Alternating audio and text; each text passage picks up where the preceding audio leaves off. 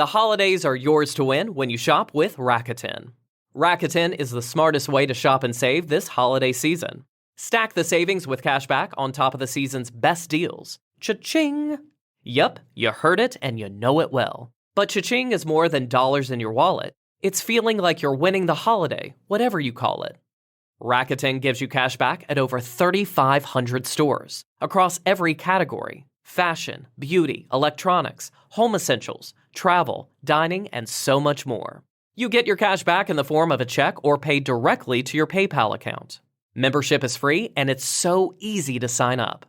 Start all your shopping trips at Rakuten.com or get the Rakuten app and start saving today.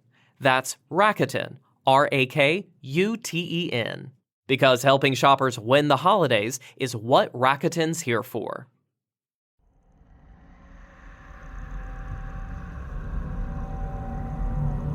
You're about to enter into a new world of knowledge, curiosities, and high strangeness. This is a podcast of Straight Up Strange Productions.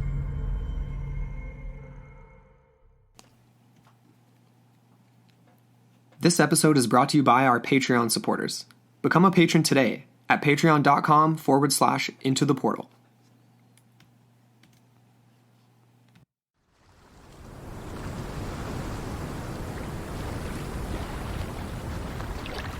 As Hernan Cortez sailed for the coast of Yucatan on February 18th of 1519, he had no idea of the wonders that lay before them. With 11 large Spanish ships carrying a little over 500 soldiers, the men landed and poured into Tabasco, arriving as men from beyond. Gods to some, dubious visitors to others. And 1 year later, Cortez would enter the capital, demanding to see the Hall of Gold. A great room so massive the Spanish claimed it held all the treasures of the world. Composed of not only gold and silver, but the literal metals of the gods. Earthbound materials somehow connected directly to another world. This moment in history ended in a level of bloodshed and torture that still permeates the landscape over 500 years later. An emperor killed, a treasure lost, and a curse laid upon it. Hundreds have searched for the contents of Montezuma's Great Hall. But today, wherever the treasure might lie, it is said to be guarded by soldiers of the living dead. Aztec warriors trapped in time, forever guarding the entrance to perhaps multiple locations of this sacred hoard. Some modern-day treasure hunters have even seen and documented such Aztec apparitions, keeping them from entering caves or underwater hiding places.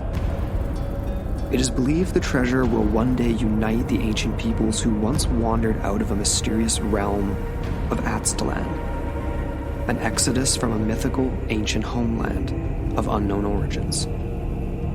But until then, the search continues, and the curse endures.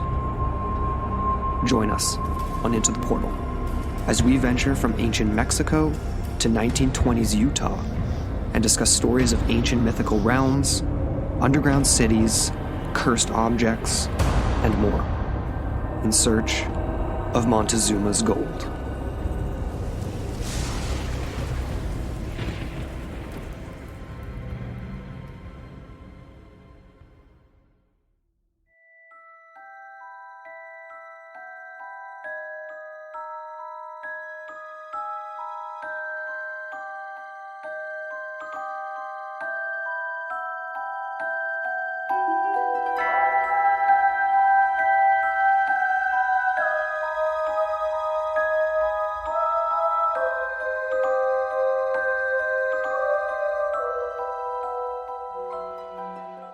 Hello, everybody. I'm Amber Ray. And I'm Andrew McKay. Welcome back into the portal. Your gateway to the bizarre. Yeah, we are back with a, I'd probably say a classic theme for ITP. Absolutely. Hunting for the lost, the unexplained, and all that kind of stuff, including some gold stuff. Including some gold stuff. Gold stuff. Yeah, I would say gold stuff. Not exclusively. Not exclusively gold, but indeed one of the most epic treasures pretty much in the history of mankind. Mm-hmm. And we'll never actually truly know how massive it was and what fully comprised it. But nevertheless, it's an epic story that involves... it's crazy. The estimates are insane on the value. And then everything that's involved in this story really does go down some rabbit holes. It's bizarre. But before we get into it, though... Made for TV. It is, and there has been stuff on TV. Exactly. Before we get into all that, we do have a couple of shout-outs here. And a quick cheers over to Stan Capizorio in South Africa, who did recommend this topic to us initially. Yes. We do want to do another shout-out to Larry Polmier. Cheers, man. Yeah, he's been a big fan of the show, and he's part of our family, so, it's always great to have that support. Yeah, brother-in-law's dad. He's an awesome guy. He's hilarious, and he's been listening to Into the Portal for a little while now. He's kind of just recently discovered us, I think, and he's been just plowing through. So shout out to Larry. Yeah. It's awesome. It's classic. We got some new patrons too. We got Patrick Mulhone. Yes. And we've also got Daniel Burnett, Jessica Elder, Alejandro Esparza Jr. We got lots of people joining the fold. It's great. Yes. Yeah, we're really blessed to have you all join our fun little community over on Patreon. And of course, anyone who is curious to check that out, just head over to Patreon. That's patreon.com/ Into the portal. Into the portal. Into the portal. Into the portal. You got it. And it is linked in the show notes below, so you guys can get there that way too. So yeah, Patrick, Daniel, Jessica, Alejandro, thank you guys so much. Awesome. Always makes our day, month, week, whenever you guys join on. So yeah. So like Andrew already alluded to, there is so much going on here. Like, we're going down rabbit holes in and around the beginning of when this legend occurred in the 1520s. So we've got a span of about hundreds of years, a few hundred years. Yeah, and each chapter is totally different. It is, yes. Yeah. So just to tease the episode a little bit here, we've got some gold-seeking, ruthless conquistadors led by the legendary Cortez, which a lot of people are familiar with. Mm-hmm. And we've got a lost, quote-unquote lost, because no one knows where or when it was actually lost, but in and amongst a famous massacre. And this is none other than the Noche Triste of 1920 there. Mm-hmm. And all these crazy stories of just the sheer wealth of Montezuma and the Aztecs at the time of the invasion of the conquistadors. All these rumors of these chambers laden with gold, treasures, jade, all sorts of crazy things that were allegedly emptied and carted away by potentially thousands of Aztec loyalists ahead of this famous invasion towards what may be their ancestral homelands, which we'll get into, because this is a lot to speculate on here. Definitely. So what do you think, Andrew? Okay, what are some of the key questions we're getting into? Sure, that's a good spot to kind of transition because you literally just kind of left it off at there. It's like a fabled homeland, so that's one angle to this. A ancestral place that may or may not have existed, that is wildly speculated on where it could have been. The American Southwest is one such place. Exactly. And it goes so far back into ancient history that it's really tough to sort of delineate who's related to who. So there's Aztec connections possibly to indigenous peoples of the Americas that could have a connection to this lost treasure as well. There's obviously the curse associated with the actual treasure itself, which then has a direct connection to the gods, because gold, being one of the main things comprising this treasure, of course, is something known as the excrement of the gods in certain contexts, which is something we're going to get into as well. In the Aztec language. Yes, literally, substance of the gods. So, needless to say, like we've already said, rabbit hole after rabbit hole to dive into in this complicated story, and especially the legends of how this treasure was moved, who moved it, and obviously when and where it lies today. I believe it still exists somewhere. So that's what we're getting into. So yeah, where and when it was exactly lost. The main players, Amber's already mentioned Hernan Cortez at the very onset of this story. and of course the key legends throughout it, and some modern day players involved that we'll get into too. So obviously we have to start at the beginning. So introduction to this story. Obviously a classic case, like Amber said, one that most people have heard of just because you've taken a history class, and I think in a lot of high school history this gets covered as well, right? The conquistadors, Spanish conquest, maybe more so in the States. I can't remember if I covered that in history in Canadian high school. You know, thinking back, that wasn't a large part for us, and we're so focused on the colonization of North America, and particularly Canada for us in most of our social studies and history units. It wasn't until I got to university that I was really exposed to more of like the Mesoamerican experience and down south below us. And the mythologies and all that kind of stuff associated with it, right? Like I never studied anything Mesoamerican, mythology, ancient Aztec, anything like that in high school.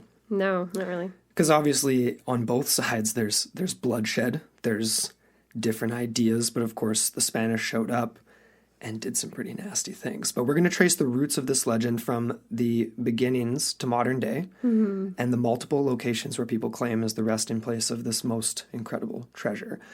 Specifically, like Amber said, it was jade, turquoise, silver and gold, statues, items of various different shapes and sizes, coins, and other things too, like things made out of different like rare feathers, headdresses, and just general objects that you could potentially like picture in a museum, like a Smithsonian type environment, that today, even more so than potentially back then, as far as like black market resale for these Spaniards, right, would have immense value. Yes, the rarity of these things would be... It's in the billions of dollars. Estimated worth, is what insane. We're looking for here. But obviously the intrinsic value, the historical value, the potentially like mystical value too. The archaeological value, right? Exactly. Yeah, straight academic, educational. So this is insane. We're going to get into all this. I think we should probably get into a little bit more about the origin of the Aztecs, because their origin in and of itself is pretty mysterious. It is very mysterious. The mighty Aztecs, a lot of people are familiar with that, but some people are less familiar with when and around they actually were in their, what do you say, their height. Yes. And it was a culture that rose and fell rather quickly by Western standards, like, say other examples to point to would be the Roman Empire, things like that. Oh yeah, it was way quicker. It was roughly in this post-classic period between 1300 and of course, 1521, when all this kind of happened. Yeah. However, like we said, their origins are kind of shrouded in some mysteries, and there is this very intriguing origin story that tells of an ancestral homeland of the Aztecs, somewhere to the north of the capital, perhaps, like we said, in America. And that is much speculated upon by those who are searching for this treasure to this day. Yeah. And this legendary origin story has the Aztec people migrating from a homeland called Aztlan, which to what would become modern-day Mexico City. Right.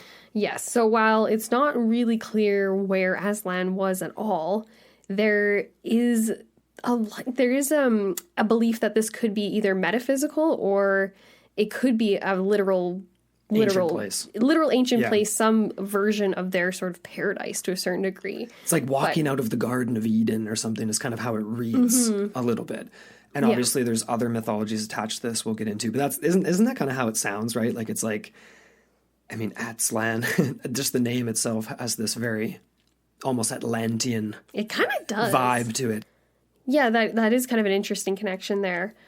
So the legend kind of goes on to talk about how in this migration, at one point they stopped, right? And it was at the behest of their god. That's a tough one. I'm not gonna say it. It starts with an H though.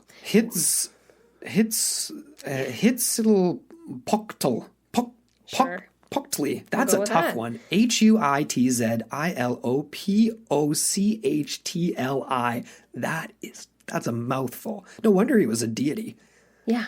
That makes perfect sense. The harder the name, the more power you got. They're like, you just got the job, buddy. We're not even going to try. Yeah, we're not. Okay. So it was at the behest of this particular god that the construction of their capital began. There was specific instructions that were included in the legend, and it recounts that their god told them to find a settlement in the place where a giant eagle eating a snake was perched on a cactus. There's always these bizarre landmark symbolism I've heard and that stuff. before. I've heard that legend It's interesting. before. It's bizarre. It is kind of cool. And so this was the birth of Tenochtitlan, which dates to about roughly 1325 CE. And it would just keep expanding from there until the arrival of the fun conquistadors. Woohoo. Yeah. Just to go, Pretty good. and then this section, sorry, I just wanted to I don't mean to jump ahead on you here just because I'm looking at this next section of our notes where, because Aztlan is obviously something that we're going to come back to and speculate on because that could very well be the sort of anchor point for searching for this treasure, obviously, right? That's where, yes, it'll kind of circle back on us. So we're covering a little bit of this now because modern day treasure hunters are alluding to the connection between this fabled homeland, this fabled origin land, and to where perhaps the Aztecs might have gone once their capital was basically taken over. Yeah. Did you want to even mention this part here now, or should we save this for later? Just because obviously one of the early mentions of Aztlan was that it's basically like an island, very much like Atlantis. Again, that sort of connection. So it was like this land, this sort of mythical white island existing somewhere, and nobody knew exactly where. Yeah, this island in Utah in particular, it is actually the largest island in the Great Salt Lake, and it's known as Fremont Island. Yeah. Is actually one of these alleged maybe possible connections to the Aztec peoples and this mythical homeland. So Fremont Island was obviously named after its white explorer, of course, very, typical. Modern name. It's very modern typical, name. yeah, exactly. But it is very much steeped in human history dating back like thousands of years. So it's very mysterious. The peoples themselves aren't widely known, their history, because they were so isolated. Right, People are just starting to kind of pick together the pieces of who these people were. And tribes such as the Paiute and Shoshone that inhabited this region. Yeah. So it's interesting because people have made connections between these Utah indigenous peoples and the Aztec languages. Yeah. So there is some similarities there. So could this place potentially have been Aztlan? Like, it's kind of interesting to think about. It ties into a lot of themes that we've talked about recently, even with Kincaid's Cave and some of the speculations on subterranean living in the ancient Anasazi and who their ancestors even might have been. And then obviously some of the Pueblo indigenous peoples in that area of the Grand Canyon, Arizona, have connections to them. It is a very convoluted melting pot of ancient history in this area of the American Southwest, leading down into ancient Mexico. It is really fascinating. It's very strange, really, when you think about it. There's a lot of allusions to like different stages and different worlds and peoples emerging from different, like from past worlds into the present world and things like that. We actually have another reference to a particular snail too that we'll get into later in this episode. Yes. And I have some interesting legends that we can tie into that as well. But let's get into more of this like Aztlan. Sure. All this cool like origin mythology. Yes, because there is kind of more to it than just being like, okay, where is it? People speculating it could be in various places of the American Southwest. But there's also this association with a particular legend of the Seven Caves, also known as the Chicomoztoc, which is essentially this legend of an origin story of these 7 different groups of people that would branch out and essentially make up the major groups, indigenous populations living in modern-day Mexico today and Central America as well, like leading down south of Mexico. So this is like the ancient Olmec, obviously the ancient Aztec, and then various other groups as well. But this is fascinating because obviously these ancient 7 caves is associated with this mythology of sort of coming from a subterranean other place, another world. Yes. And the languages associated with this story are, like Amber just alluded to, based on a root indigenous language that is the Ute language, which has commonalities shared with modern-day indigenous peoples of the American Southwest, the Aztecs, the Mexica, the Tepaneca, Chalca, these various different ancient peoples. So there is clearly a connection here. And that's led people to some pretty wild speculations, including the world's largest treasure being possibly in their own backyard in places like Utah or wherever you might be. So it's fun to speculate on for sure. But cool. I think we should come back to the treasure, Cortez, the Spanish, the bloodshed. The bloodshed, yeah. The whole setting of when this legend sprang from, essentially. Because, yeah, with the arrival of Cortez, we had the conquistadors basically, taking over. And like we all kind of wonder in our heads, I think, when we look at this subject and examine the interactions between the Aztecs and the early Spanish conquistadors, it's you have to wonder if these Aztec peoples really did regard them as the arrival of their gods. Because there is that common perception that because of the technologies, because of the flourish and the pomp with which they arrived with their ships and their peoples and their horses and everything else and their guns and all this kind of stuff. And the perfect timing. And the perfect timing, yeah, because it did correspond with this particular prophecy, right? Yes. Or roughly within that prophecy. But exactly that. Like you said here, it's in the notes, what are the odds of these Spanish folks arriving, showing up at the exact moment that these Aztecs were awaiting for their gods to return? It's very serendipitous for sure. And that Cortez would basically align nearly identically with what they were expecting. It was supposed to be this tall, white-skinned, pale-skinned, God on earth, which is basically what. So he was in the form of a man, but that's exactly what they were getting. They were getting a much paler-skinned Spanish Cortez showing up, and very confidently showing up because he obviously landed in Tabasco, immediately starts getting information and does his thing. Anyway, you continue on here. Exactly, yeah. We had some stats here with what he actually arrived with. Right. And it was a total of 11 large ships carrying over 500 soldiers, a crew of 100 sailors on top of that. Yeah. Obviously, they had ample provisions, including 16 horses and lots of other animals. Yes. And like you said, he did land in Tabasco, and he used that time to gain intelligence from the local population. He did have Malinche, who is a very, I was going to say a very spectral figure. She's a legendary figure in all of this because she basically was the translator and is viewed by a lot of indigenous peoples as a traitor to a certain degree. And was she not his mistress as well? I think they definitely had that sort of relationship. Yeah. It's probably a lot more coercion than consent, I imagine. Most likely. But it's kind of interesting because when he landed, it was February 1519. So it wasn't until almost a year later, in November 8th of 1519, that he actually entered the capital. Right. And this was, exactly. So this was interesting because it was a siege that covered, it wasn't just this one very decisive event, right? No, it was relatively peaceful at the beginning. In my head I'm thinking it was kind of more messy, but like you said, they took the capital without any bloodshed. No. This was actually one of the most densely populated cities that ever existed in Mesoamerica. So that's impressive, right? Absolutely. So much order. That means that there was a high command that was in control, Yes. But also too, obviously this build up to him actually arriving in the capital. You can only imagine what the legends, the word of mouth, the gossip was of the god that we're struggling to pronounce throughout this episode. Making his way to the capital finally, right?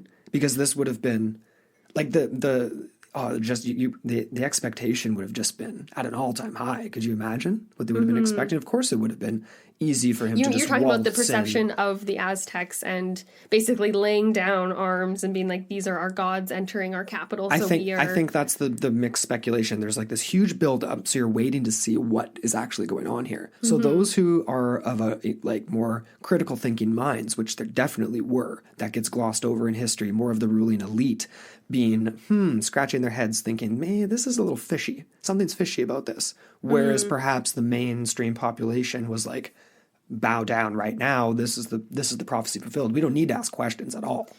Actually, that's a little important. bit of a mix. And I think even if the ruling elite was questioning this, they wouldn't have done it openly because of the threat of violence.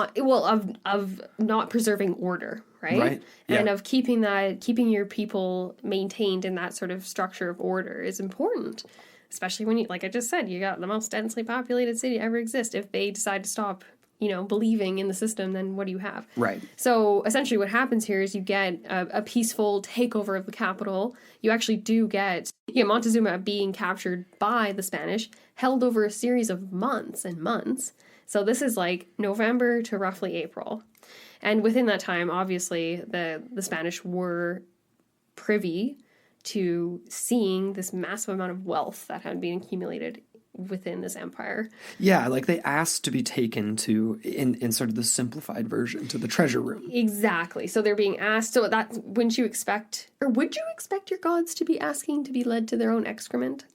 In my head, I'm trying to wrap my head around what that really would mean to them, right? As an Aztec person, perhaps believing that this might be a divine ruler coming down to whatever, like, you're probably going to try to appease them as much as possible, but like you said, Andrew, the elite were probably having their own ideas, and they're probably ready, so they probably didn't show them much of anything at all. They probably showed him a fraction of what was really there. And even what a lot of people speculate. Exactly. Mm-hmm. And even despite that, the Spanish still, in their official records, recorded basically seeing all the treasures of the world found in a single room. Mm-hmm. So you can imagine if they were only shown a fraction of this treasure, this was still what the ever plundering like the amounts of gold that the Spanish were accumulating in this period was massive. Mm-hmm. So for them to go into a room and be blown away would have taken a lot. It's pretty special, right? Pretty special. And it wasn't even just the fact that it was all these treasures, all these riches, all these gems, all these, valuable metals.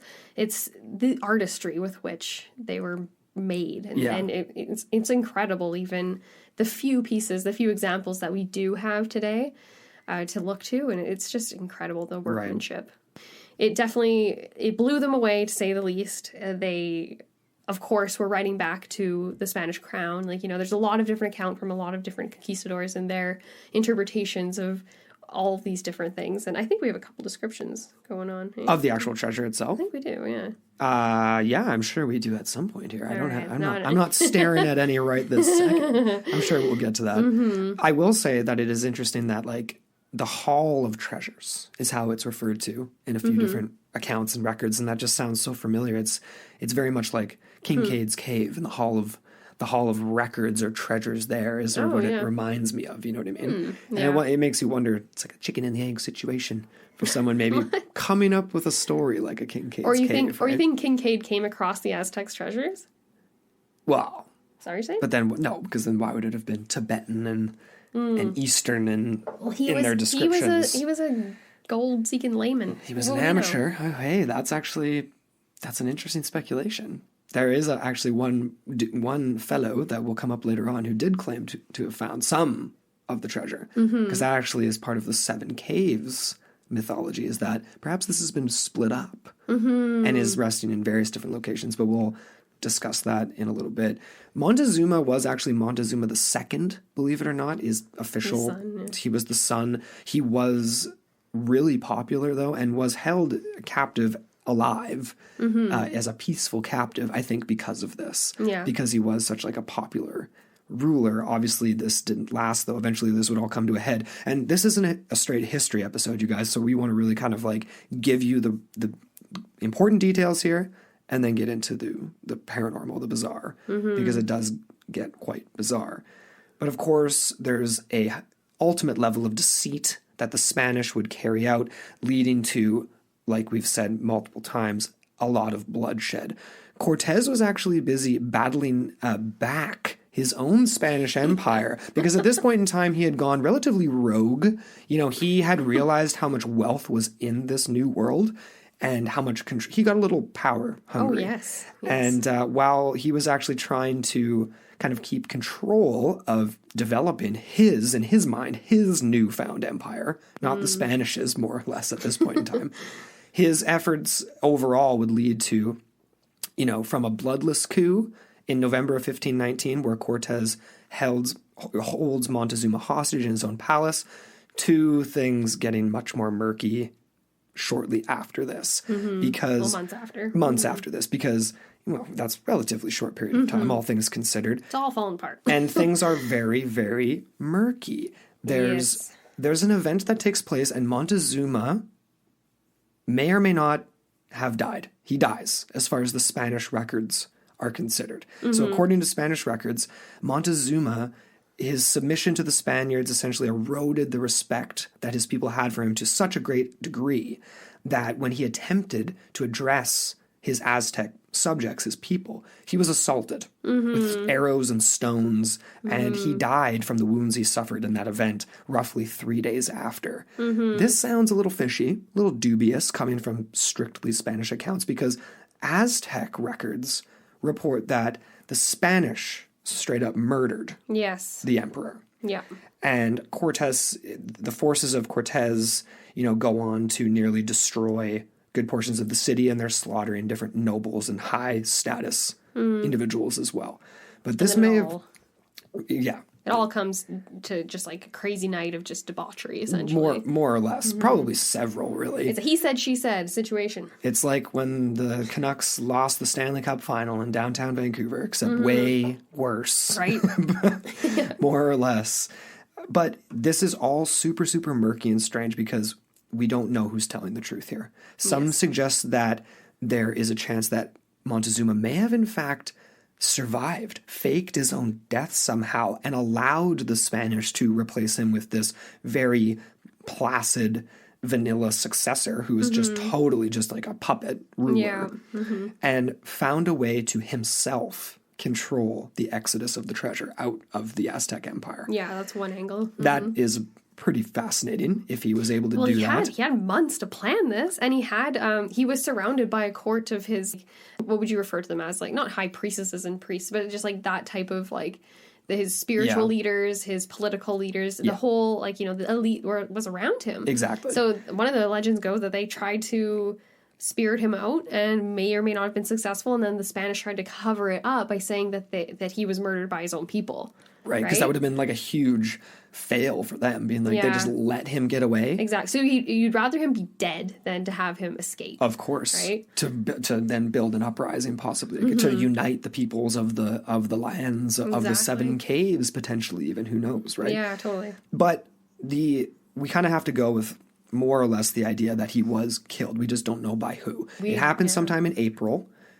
Was it Cortez himself? Was it an accident from a Spaniard? We don't really know. What's most important to note here, though, I think, is that Montezuma's body has never been found. No burial location has ever been located, anything like that. So we don't know the ultimate fate of the mighty Montezuma or what orders he may have given for this treasure. There is a character known as I think it's Raymond Dillman, who's, that's going to come up shortly here. But there's a third generation treasure hunter, self-proclaimed treasure hunter and amateur archaeologist, Dan Dillman, who's his great-grandson, who claims that he has some compelling evidence that Montezuma II survived the quote-unquote Night of Tears event, and that he himself led this, like I just said, procession of possibly thousands of Aztec soldiers, loyalists, and or slaves from various different subgroups in the area, because that was a thing as well. It seemed to be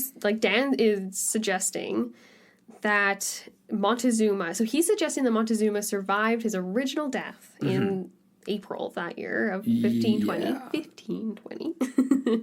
And then also survived the Night of Tears. It was somewhere in the capital when all this was going down, because that happened roughly, that was the night of June 30th / July 1st of 1920. I've said that a couple times. You keep saying 1920. I want to say the 19s, okay? You're stuck in Prohibition era here. I miss it. I don't know if I'm into this 2000s era. Get up with the 90s, everybody. Get up with the 90s. But anyways, so they're basically suggesting that Montezuma survived his original death, was hidden somewhere in the capital, never left until this Night of Tears, and basically tricked everyone into thinking he was dead and just... No, I mean, I don't know. That's one angle. Maybe there's an angle where the Spanish kept him alive and wanted everyone to think he was dead because he could have been some sort of a bargaining chip for like, finding the location of stuff that had been taken out of the city. Like, who knows? I don't know. It's obviously wild speculation. Okay. It throws off you. Amber's really thrown off here with the timelines of things. I'm not thrown off. I just want to get it right. Very true. Very It's true. important to get it right? Well, because we do have a couple of different direct quotes from conquistadors that were in and around the area and had some things to say about where Montezuma's body may have ended up. And Cortez himself, this is actually in a letter to the king and queen, just the king of Spain, apparently. The queen wasn't involved. But he actually stated that he had told two of the, quote, Indians, and this is his words, not mine, that were captives of him to carry Montezuma on their shoulders to the people. And that what happened to him afterwards, he does not know, only that the war did not stop because of it, which is kind of interesting. There was another statement from Fray Francisco de Aguilar, who said that Montezuma was lodged with other great lords, and that with the approval of the captains, Cortez had them all killed, leaving not a single one alive. Later the bodies were removed and then thrown into porticos. And so that's according to Francisco de Aguilar. So that like totally negates some other Spanish statements that says that would say he was killed by his own people. Yeah, that's an open admission that they were stoning. Yeah, he was being held captive with a bunch of This other was elites. much later, mind you. True. Yeah. And who's to say that De Aguilar actually has a reputable account? There's a lot of exaggerations apparently, and people have torn him a new one, I think. That is true. There was another third quote we had here, and this was from Bernardino Vasquez de Tapia, and he was quoted as saying that Montezuma was put in a burlap sack and was given to, quote, some Indians who were his servants to be taken away. As the Mexican warriors saw him dead, they assumed that the Spanish had killed him. This account is a little more vague as to what actually happened to cause the death of Montezuma. But either way, this buddy guy was no longer in the picture. Buddy guy. And all of his treasures seemingly had disappeared with him. So that's where the mystery begins, right? This is the spark. Yeah, and obviously, in and around this time, clearly, this is when and where some sort of a curse would have been possibly laid on these objects. Individual objects or blanket curse across the whole treasure. I don't know. We're heading up to a promo break here, but before we get there, I have a couple questions I really want to just tease everyone with, because one main one I have here is the treasure is gone, and they had this prophecy of the god that starts with an H and it's struggled to pronounce, finally arriving, and of course this happens as prophesized with Hernan Cortez. In some ways, that's what it aesthetically looks like. But could the prophecy have actually come true? Simultaneously at the same time, could their actual god have finally arrived to have helped taken the gold away, the excrement of the gods? That's one question that I have here. There's some strange ideas that have come up from some research I've done with John A. Keel's work, and he talks about associations with deities and gods, and obviously possibly aliens and interdimensional beings as well. But gold comes up in a lot of the ancient descriptions of not only deities, but other just sort of strange entities, I guess you can call them, and that's more or less what gods are. And he speculates on the possible need for gold in their communications or possibly their travel abilities, their abilities to actually show up in our world. And that's why gold is so heavily associated with that of the gods. Of course, that's wild speculation. Yeah, that's interesting. I will add one other little nugget. Just throw a little wrench in there. A gold nugget, yeah, maybe even a little corn nugget. A gold corn. Well, because there is that story, and I believe this dates to the Mayan tradition, if I am not mistaken, and please, if I am wrong, correct me. But there was that story, one of their many legends that had to do with the arrival of corn, and the corn god, it's told that it descended basically from the heavens, like from the sky. Above, from the sky, and gifted this gift of corn to the peoples. Right. And there's a lot more detail to the story, but obviously corn is very golden in color. It is. And again, associated with the gods, it's obviously very fruitful. The society was like based off of it. Exactly. A large portion of it was based off of the cultivation of this particular crop. Mm-hmm. And gold is very analogous to that, right? Gold nuggets, corn. Like, That's it's kind true, of interesting. actually. No, that is true. About it that way. It is gold. It's treasure. I mean, you need it to survive. Mm-hmm. But obviously you're almost sort of referencing some possible even ancient aliens type stuff there too, right? And ancient alien theorists will latch onto that quite heavily and use that as evidence that they came and dropped the seeds. Yeah, almost like a Prometheus type thing where it's not the people themselves, but it's the resources. But that is an interesting connection, though, because it does tie into this idea. Is like, could the treasure being the quote-unquote, the literal excrement of the gods or the substance of the gods, depending on what exact translation you want to take? Because in some, it literally is the excrement, as in the shit of the gods. Yeah. But could this have been taken to the fabled land? This is the connection back to Aztlan. Yeah. What does this mean? The land of their ancestral origins. Could this have happened physically by the Aztecs carting it out with 2,000 soldiers, or some other way? Well, exactly. Could Montezuma have plotted and planned ahead in time before the conquistadors ever reached the capital? He had time, and had a a prop treasure hoard. So we alluded to, like a very small percentage of the treasure put on display for the conquistadors as they arrived, so that they would be under the illusion that they had all the spoils basically at their doorstep. Yes. And didn't have to go searching for it. Right. And then meanwhile, Montezuma cleverly has Out the already back made door, arrangements. Man. Yeah, exactly. Yeah. To a treasure hunter, to a Indiana Jones fan, to basically anyone with that type of imagination for ancient stuff, that's just all bread and butter, because people are still looking for this today. It's time for a quick promo break for BetterHelp, but we'll be right back and head on a new trail looking for this massive treasure. We'll be right back. Do you feel as though there are things in your life that are holding you back, or that you could benefit from talking things out with a professional counselor? BetterHelp.com is making it easier than ever to get on track with your mental health and connect with a professional therapist online from the convenience of your phone or laptop. BetterHelp.com is safe and private, allowing you to get help on your own time and at your own pace.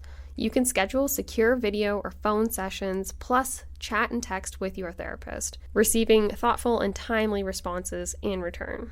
BetterHelp has over 300 licensed therapists who are available worldwide, and they have 4 communication modes. You can text, chat, phone call, or video chat. This makes getting the help you need not only convenient, but also reliable and regular, which can get you on track for the rest of your life. Best of all, it can be more affordable than most traditional options, and there is financial aid for those who qualify. We here at Into the Portal want everyone to be living their best lives, so why not get help? Into the Portal listeners get 10% off your first month with discount code PORTAL, spelled PORTAL. So why not get started today and join over 1 million people taking charge of their mental health? Go to betterhelp.com/portal. Simply fill out a questionnaire that will help them assess your needs and get you matched with a counselor you'll love. That's betterhelp.com/portal.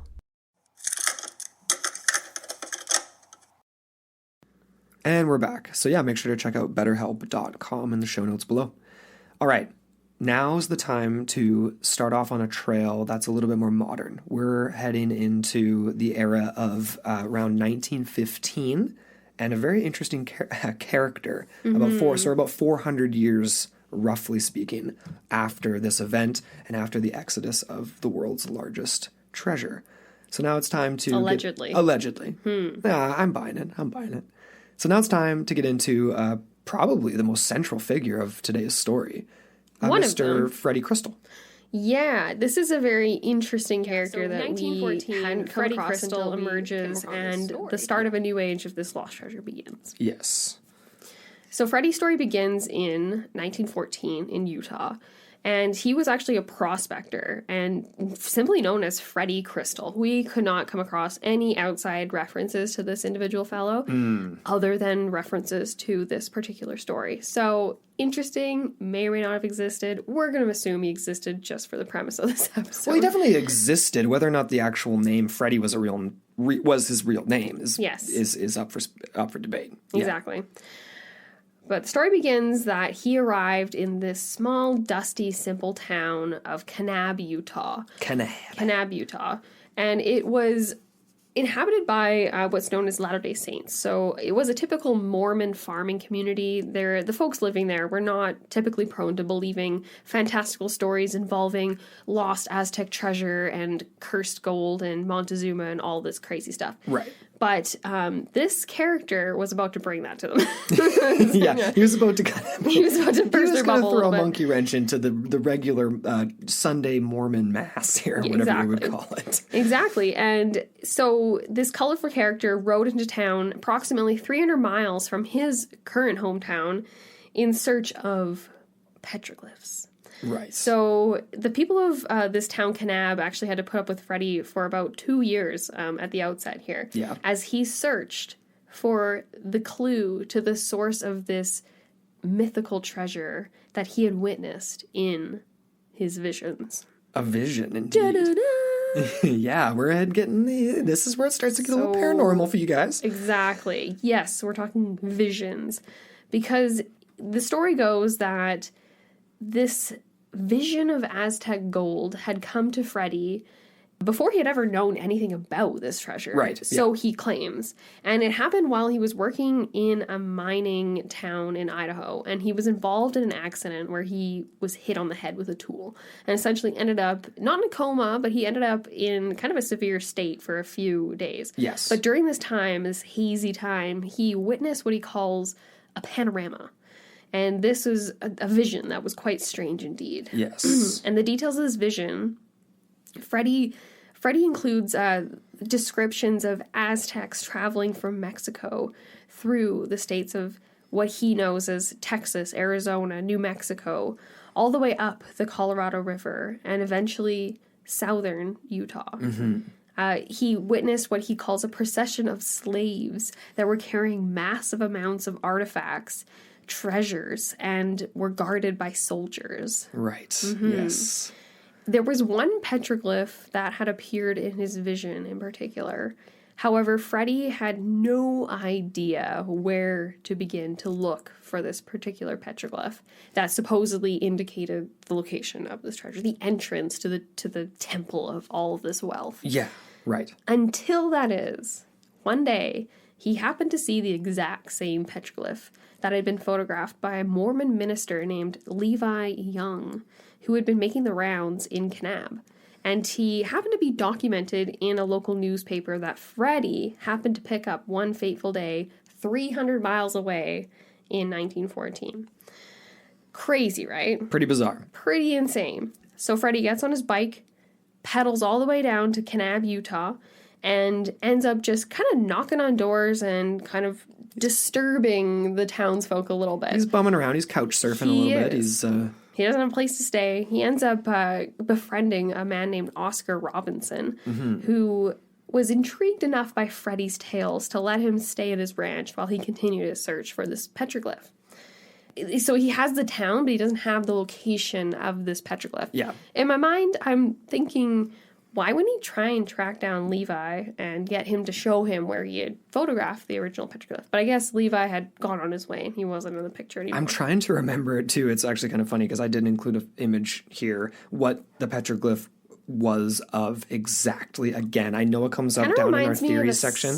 The one that I remember seeing looked like a sour soother with like a couple of like markings through it. It was like had like a circle and then anyways. It's not like it's anything so profound that it's like an exact Aztec symbol or something like that. It's a little bit more vague, per se. Well, what if it was like literally like just Aztec graffiti or just indigenous graffiti, like Ute graffiti, where it was like literally their version of F you, and you could find that anywhere scattered throughout the whole, like what if it's not just one symbol, one instance of the symbol, what if it's repeated in multiple locations? So I guess how he would obviously, even know? well, he had a hard time finding it at all though, so Exactly. clearly it wasn't that commonplace. Exactly. So that's kind of where, yeah. Right. But I had that thought though. I was like, what if he was just looking for like something that was just like way more modern potentially. like teenage graffiti, right? It means nothing. It's just, but anyways, so he would essentially stay there for about 2 years, right? And the whole time searching for this visionary petroglyph. This obviously is a super rugged and expansive country, so there's a lot of places to look. And interestingly enough, one day, Freddie heard by word of mouth that a farmer in a nearby property located not even 100 or so meters away from where he was staying. I think it was like 50 meters away from where he was staying. It was pretty close. It was pretty close. And he actually had the petroglyphs on his property. And so Freddie approached this farmer only to find out that he had actually destroyed the glyphs to make himself a hay shelter. And so he'd actually like taken some TNT and like bombed out the whole side of this. He blew up all the rock. Exactly. Yeah. So the story goes, dismayed and depressed, Freddie disappeared just as soon as he had appeared in the community. He's a ghostly figure, this Freddie. Where did he go? Floating in and out. He was clearly not, like, driven away enough by this blow, pun intended, with the dynamite there, because he ends up going to search for further evidence to try to corroborate his vision, which I still think is possibly one of the most paranormal elements of this. It's like, why him? Why not an Aztec, a modern-day Aztec? Did he tap into something when he hit his head in that particular location that made him tap into a frequency or something that, like, you know what I mean? And it's not the first time we've heard stories like that. I mean, it's sort of cliche. What if he was envisioning a past life? Ooh. And he was actually part of that tribe traveling. Potentially. Who's to say you have to be, like, an indigenous member to, like, say, 400 years later have a spirit of something. Yeah, past life, like you said. Who's to say? Well, that's interesting. Could be. We have an episode coming out probably in the new year at some point that's going to be talking about past lives and reincarnation, and one British woman who claimed to have been an Egyptian queen reincarnated. So that's a really cool example. Had the evidence to back that up, right? Too. Yeah, so stuff like this, you can't discount it entirely. It's true. So anyway, Freddie does leave Kanab. He's sort of done there because he's just, the people are getting kind of ticked off at him too, and he doesn't really have any more evidence to go off of. He doesn't have a direction. He's nothing to go. Yeah, exactly. So what does he decide to do? Naturally, the only place he can go now to try to find evidence to corroborate this treasure hunt he's on is to go to Mexico City. So he journeys down through to Mexico City, where he allegedly hears rumors that there was one particular Aztec soldier that had been trying to escape during one of these final days in the fall of the capital, but was captured by the Spanish. He, unlike so many others, because this would have been rare, had a map that allegedly showed the route taken of the Aztecs transporting the treasure in tow. So, but in the conquest by the Spanish, and further just struggles in the movement of these objects, and obviously it would have been tough to catalog and document things as you're battling, people in the jungle and like trying to conquer a place, right? Like it would have been hard to keep track of things. And so in this, the map allegedly is lost. But it turns up again. And somehow it appears in records that survived into the 1900s. Okay, so I'm pausing here because this is the stuff of legends. This is Indiana Jones type stuff. This is him in the third movie crawling out of the sewers in Venice type stuff, right? Like the records are still there somehow, some way. Exactly. And this is all coming from like Freddie's mouth. But again, it's documents or anything like that. But it's so easy for us to say that though. It's like, here's a guy who is clearly, it's like if he was associated with like a university or something, then we'd be like, oh great, he's legit. Even though it's like, well, how does that really make it any more legit? He's not taking photographs. He's not carrying a video cell phone. It's 1915 at this point. He's avoiding the First World War clearly and moseying around. But Freddie was persistent. And whether you want to believe this or not, Amber, he basically is like rummaging through various different, or asking around. He's researching, and eventually he catches wind of some documents from the colonial records being held in a certain cathedral, in the basement of this one cathedral. Unnamed cathedral. Yeah, which I'm sure there's a lot in Mexico City. Yeah. I wonder how many churches there are in Mexico City. I wonder. Thousands, probably. I wouldn't even done. Somewhere in the neighborhood. If we have any listeners from Mexico City, please hit us up and let us know. Lo and behold, he goes into the records in this one particular church basement, rummaging around. I think he spent several days, if I'm not mistaken. He finally finds this map.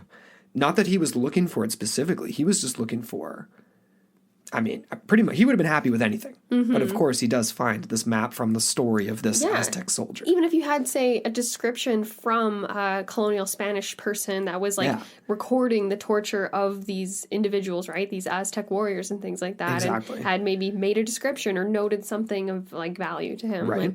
But he happens to find the actual map, hey? Yeah. Who would have guessed? And why would it just... Why would no one, I get what you're saying with, the tumultuous nature of what was happening during the 1500s and stuff like that, but... I think how the heck? The argument maybe would be that, someone who maybe would have seen it and not thought anything of it, because it's not like it says Aztec treasure map on it. True. It's just this sort of unassuming... document that's clearly a map of something, but it maybe looked possibly unfinished to somebody looking at it because it's vague and undetailed without literal descriptions of what to do. Because Freddie studies this map and basically sees that it's describing an area with a cliff, a massive cliff, with steps leading up to the top and a narrow entranceway somewhere in this area. Yeah, Does that ring any bells? That sounds a lot like a Mr. Kincaid. That sounds strikingly similar, right? Yeah. This area then at the top, this entranceway, is framed by an area below that was an extensive marsh, at least at some point. At the time. Exactly. At the time of the description. So 400 years before, presumably. As well, and most importantly, the map described 7 mountains surrounding this area of the cliff. Yes. Yeah. Does this ring a bell, anybody? We haven't quite got into it, but 7 caves, origins of the 7 caves, and the 7 mountains of this map. I find that to be a serendipitous thing. So he believed that he had found the spot where he could match the geo-landmarks, the 7 mountains, and then hopefully find the petroglyph that he had already been looking for. So this map leads him back towards Kanab, Utah, just outside of, I think it was either Johnson or Johnston. I may have mistyped this here, but a canyon just outside of Kanab. And it showed him to essentially look for exactly these things. So he starts looking for a marsh, the seven mountains, and this high cliff with some sort of a cave system. Freddie knew that he would have to be really careful, though, because the legend spoke of ghosts guarding the entrance of this cave. Yes, Aztec warriors guarding the cave and basically be setting a curse upon anyone who would dare to disturb it. Exactly. And the physical capabilities of these spirits were believed to be very real amongst the indigenous peoples there. They were almost had poltergeist-like abilities, right? It's not just a spirit. It's something that can very much reach out and touch you, do things. And there may have not have been other sorts of hazards, other sorts of traps and booby traps and all that sort of thing. Right. Okay, so Freddie's looking in Kanab. He's back there again. And one day, he's actually out on Thanksgiving. This is still in 1915, if I'm not mistaken. He has a couple of local helpers that had actually decided to give him a hand. They were young, farm hands, basically. Actually, this wouldn't have been 1916. This would have 16, been, sorry. No, this wouldn't have been. This would have been 6 years later. It took him a whole 6 years to find the map. My mistake. Get back. That's so right. My 14, mistake. So it would have been 1920. Around 1920. My mistake. That's right. So yeah, obviously, he's not hopping flights here, people. He's not flying to Mexico City and flying back. He probably biked all the way there. This is dedication, too, of this guy, right? He's literally dedicated his entire life. He's a prospector. Why not? I mean... Is he a prospector, though? He was, yeah. He's a treasure hunter more than a prospector, I'd say. He was a prospector originally, is how he's described. And when he was mining, that was where his original accident happened, and that's where... Sure. I honestly more so like to believe that he had heard other legends from other miners about this sort of treasure. And, they probably all were sitting around the fire joking about it. What if one day we come across the Aztec treasure? And then he ends up getting hit in the head, having a vision. has this vision... But then somehow, some way, this vision does actually have some like corroborating, like real world landmarks and like legitimacy to it. It's quite strange. Or right? if he's able to interpret in a way that favors his conclusions, you know what I mean? That's another thing. Well, there is things that happen though that are quite strange and definitive. So he keeps looking. He's out on Thanksgiving Day. He's got a couple helpers, Alvin Judd, whose family members are prominent in this story continuing on, and Cowhide Adams. Okay. What a name. Yeah. Obviously a nickname, unless his first name was Cowhide. Wouldn't put it past Kanab. Hey, Mudflap Cowhide, you know. Mudflap Cowhide, it's possible. These guys actually discovered the alleged entrance that was described in the map, or at least so they thought. So Freddie's thinking at the time. They even found the steps that had been quite decayed at this point, but essentially they had the mountains there, they found this entrance, and everything was sort of matching up. What was bizarre, though, is that over top of this entrance point, there was almost some sort of a limestone mortar, like something that had clearly been mixed by someone and placed there. So it looked very deliberate, is what you're saying. Mm-hmm. Basically, right? And this is only 20 miles is like the closest location for getting this type of rock of limestone to do this mixture. So it's not like, that's not ridiculously far, but it would have been effort.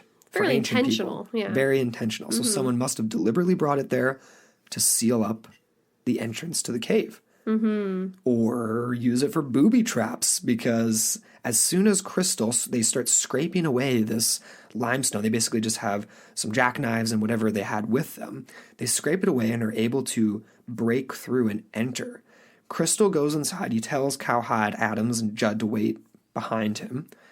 Kind of a classic way to tell the story, right? I go in by myself. But he does. He goes inside, and almost immediately a boulder comes. There's a weird snapping sound, and a boulder comes crashing down on his leg. He's seriously injured.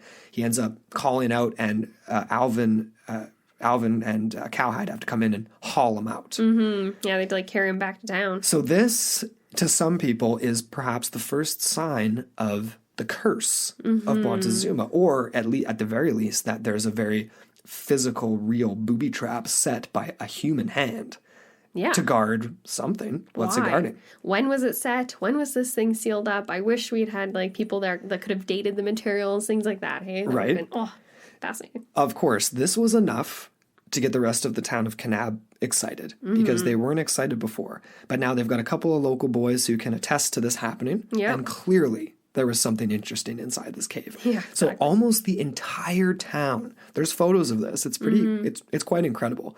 Almost the entire town of Kanab in the 1920s ends up pitching in to try to dig out what they were now convinced was the treasure of Montezuma. Everything from like school teachers to bankers to shop owners, everyone's out there. Oh yeah. To the extent that it's almost a ghost town. Kanab becomes almost like desolate, and it's all highly secretive too. Yes. So they're trying to keep it under wraps because basically Freddie tells them anyone that helps out gets a share. Yeah, they were all going to split it, so everyone got super excited about it. In fact, the town council even made it a bylaw that no one was to speak a word of the treasure. That was like written into their local bylaws. And actually something they used to do as well, they would leave a few sort of decoy townsfolk back in town so that it would still have the appearance of a functioning town. The post office would still have somebody around. Oh my There would be goodness. someone dusting a storefront just to make it look like the town was there, when literally 98% of the population was out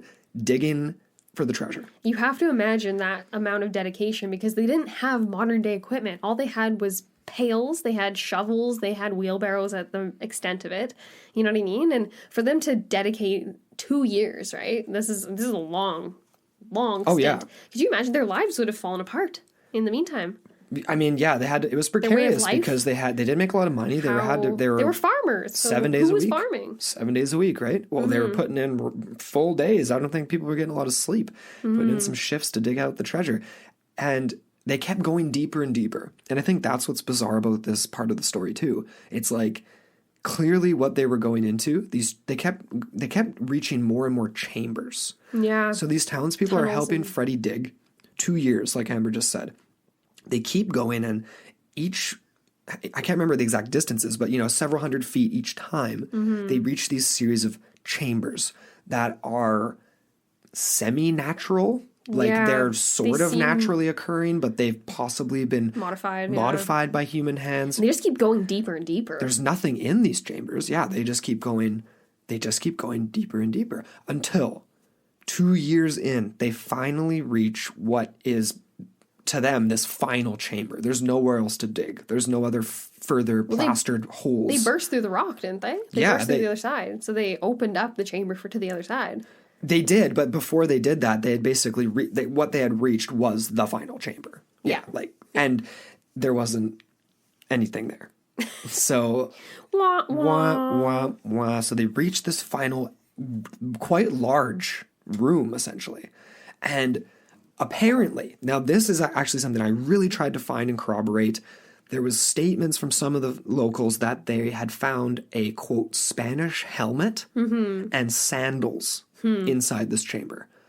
If that's true, it's absolutely bizarre. It obviously throws a total other monkey wrench into this story. It's like, could the treasure have been carted out of the capital by Aztec soldiers, but could there have been a group of mercenary Spanish following them? Yeah. And somehow, some way, maybe a fraction of the treasure was stolen and hidden in there by the Spanish, not by the Aztecs, because why would a Spanish helmet be there? Or even if you want to flip that over on its head and think that maybe the contingent of, not fleeing, I will phrase it, but just like of basically the procession leaving the capital with this treasure, what if they had managed to wrangle a couple of Spanish soldiers and had them under their control, and they were basically being forced to help them bring the treasure, and then in that sense maybe they were sacrificed after they met their final Well, we end. do know that the Aztecs practiced sacrifice, ritual sacrifice. So having a couple of extra Spanish kicking around to perform some rituals probably wouldn't have been the worst thing in the world. In fact, some of the local artifacts that come up later in this story as well as evidence. One was the sacrificial stone. I think it was outside or near the modern day Dillman home or something, or the Judd home. The Judd where home. it looked like very much like an Aztec sacrificial altar with even the spout where the blood would flow. The gutter, you mean, through the rock. Yeah, that was perfectly aligned with, like, basically the shape of, like, a human would fit perfectly on there. The alignment of the stone itself would have been perfect for an altar-like setting with the blood draining away down, like, all this crazy stuff. But gnarly. So could this have been a temporary hiding place? That's sort of what's Freddie's thinking, because, of course, the townspeople are pissed. They've now realized they've wasted, in their minds, they've given up. But Freddie's not given up. No. He actually came to another conclusion after studying the map again, and he thought it could have been actually at the base of where they had been digging this whole time and essentially depositing all of the materials that they were digging out. So they were burying the treasure even more in his mind. So and they in had that sense, it's almost like the map itself was a booby trap. Yeah, exactly. Totally. It's leading you in the wrong direction, or it's leading you in the right direction to an extent, but to such an extent that it completely prevents you from accessing And then it. meanwhile, the Aztec ghost soldiers are mocking you and laughing at you and being like, and all they leave for you to find there in your fake treasure chamber is a pair of sandals and an old Spanish helmet. Yeah. Could that have been? How ironic, right? How ironic. But it is interesting, because could that have been only part of it anyway? Even if it was covered up by 2 years of digging, maybe this is only part of the treasure. Although, even so, it's pretty upsetting to think that possibly that it's even covered up by digging in the wrong spot. But Freddie believed that the tunnels he found, could have just been temporary. There could have been more to find. Unfortunately, he doesn't really get much more time to go looking, because Freddie Crystal is mysteriously murdered sometime in the early 1920s. Allegedly. He's definitely dead, that's for sure. Whether or not he was shanked or just disappeared or went back to Mexico, nobody really knows. But the story goes that he was likely killed and disposed of by angry townspeople of Kanab who had lost their livelihood, some of which who had maybe lost some of their livelihoods under the guise of getting wealthy off of an Aztec treasure. Yeah. From a charlatan. Yeah. In That's how he was viewed in the end. Because in my mind, I go back to his original premise, Freddie, and his vision, and was he mistaken in his assumption that the petroglyph he saw in that panorama, as he describes it, is the starting point for the location of the treasure, because how far away was the spot they ended up digging in away from that original location that supposedly had that petroglyph on it that was destroyed by the property owner. That's a good question. So I'm kind of curious about that. We don't actually have any maps to kind of help us guide us in that regard. No, and I think that is actually intentional on the part of these people that have gone looking for this treasure, because yeah, as this curse kind of becomes more and more real, a lot of people become more and more afraid. Well, and that's just it. Like, that's a perfect transition there. It's like, is this the final iteration for Freddie Crystal of the curse? I mean, he was on the trail of this, and him being too inquisitive, the ancient spirits caught on to this and clearly finished him off. Maybe he was really close and they finished him off. I think that's sort of the speculation of the curse there. Well, exactly. And maybe him even going back to Mexico and finding this map was all part of the plot to curse him. If you really want to get into it. Oh, these that's are some nefarious spirits here. Ooh, wow. Yeah, that's like they sent him on a goose chase just so he could end up just to getting torture cursed. him for years. Years and years. Anyways. We are heading years later. We're a few decades later. This doesn't end. It keeps decades going. later. So we're jumping up from the 1920s now into the 70s. And we get the appearance of another treasure hunter by the name of Raymond Dillman. And he actually showed up on the Judd property, of all places. Yeah. And remember like Alvin? Freddie...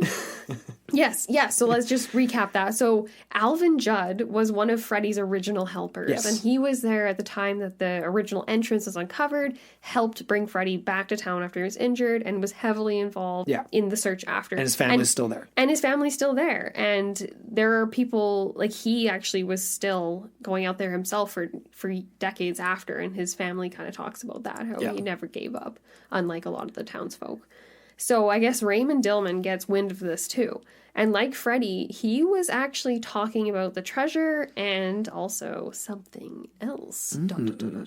So he actually shows up one day, startling Orel Judd, who is the elderly, sort of like matronly, like mother, head of the family kind of thing. Yeah. And I think she's either the granddaughter or the daughter of Alvin Judd. Right. And she is also the mother of the current Judd brothers, who are featured in a lot of documentaries, and they are currently still... Well, they're not currently still searching, but they have searched extensively for the treasure. They have, yeah. The Dillmans are still searching. The Dillmans are still searching, exactly. So he ends up questioning Orel Judd about none other than some petroglyphs. So we're on to more petroglyphs. And Raymond Dillman was looking for particular petroglyphs. So he was after an image of 3 animals in a row with 3 circles underneath. Yeah. So the reason he was searching these, I'll get into in a second here.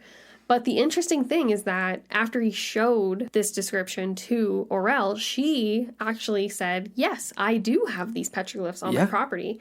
They were a match, and she went out and kindly showed him that same day. So these petroglyph markings were originated from what's known as the Peralta Stones. And these stones are thought by some, including Dillman, to show a map to where the treasure is located, essentially. Yes. But these are some special stones here, okay? Because they're not just associated with this particular story. They also allegedly contain secrets to more than one treasure. Because there's indications that it may be connected to the famed lost Dutchman gold mine. Yes. This is in Arizona. The Dutchman. So just a state over there. And so interestingly enough, it comes up in other legends. And these are highly controversial stones. A lot of people do believe them to be fakes. Right. Mm-hmm. Yes. One of the most controversial potential fakes, actually. Exactly. It's like when we talked about the fake artifacts. Remember when we did that one episode where we talked about like the ancient hammer. Potentially that's like a 50 million year old hammer. Or something. Sure. All that kind of stuff. So it's kind of in that same camp. So let's get back to the story here, because this is quite fast. So the story goes that Raymond Dillman, along with Orel's 2 sons, they began to dig on the property because the sons were quite convinced that this was a startling new lead that they needed to pursue. And they're using an excavator, let's just say that. Yeah, they ain't scraping things away like Freddie was back in the day. No. But only after a few days of digging in this particular location, they actually ended up uncovering a bunch of bones. Yeah. Many of them actually coming from burned bodies. This was actually it was very obvious. Something dramatic had happened. Yes. Yeah. And along with these bodies, they actually found pots. And one of them was actually filled with turquoise beads. And later on, they would find the sacrificial stone. This didn't happen the very same. I think they uncovered a bit more material, and they uncovered this, what they called a sacrificial stone. Yes. Yeah. And it was about 7 to 8 feet across. It was located close to the edge of a cliff, actually. A cliff, you say? And it was large enough to have a full-size human laid out on it.